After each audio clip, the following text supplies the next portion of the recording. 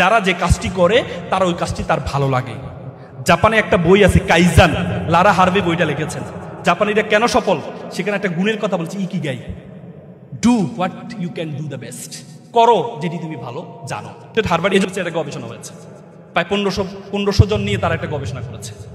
1500 জনের মধ্যে 1300 জন তারা জিজ্ঞেস করছে তুমি কি চাকরি করো টাকার জন্য নাকি ভালো লাগে এই জন্য করো। তার মধ্যে 1300 জন বলেছে আমি টাকার জন্য চাকরি করি, আর 200 জন বলেছে আমার ভালো লাগে এই জন্য কাজ করি।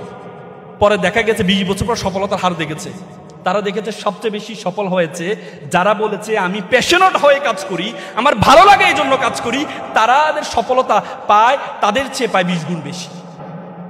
এই জন্য আপনি যে কাজটা করবেন প্যাশনেট হয়ে করবেন, ভালো লাগে। 3 ক্যাটাগরিজ মানুষ আছে আমাদের পৃথিবীতে, একটা হচ্ছে ট্যুরিস্ট, একটা হচ্ছে প্রিজনাল মেন্টালিটি, একটা হচ্ছে ট্যুরিস্ট মেন্টালিটি, আর একটা হচ্ছে প্যাশনেট মেন্টালিটি। প্রিজনাল মেন্টালিটি মানে যে কারাগারের মতো, মা বাবা বলছে ডিপ্লোমা করো, ডিপ্লোমা করছি, মা বাবা বলেছে বলেই করি।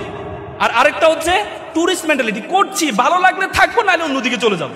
এটা ট্যুরিস্ট, ঘুরতে গেলাম ভালো লাগছে আবার ঘুরে ঘুরে চলে আসলাম। আরেকটা হচ্ছে প্যাশনেট মেন্টালিটি, থার্ড মেন্টালিটি। তাদের সফলতা হার সবচেয়ে বেশি যারা যে কাজটি করে তারা ওই কাজটি তার ভালো লাগে। জাপানে একটা বই আছে কাইজান, লারা হার্ভে বইটা লিখেছেন। জাপানিরা কেন সফল সেখানে একটা গুণের কথা বলছে, ikigai, do what you can do the best, করো যেটি তুমি ভালো জানো।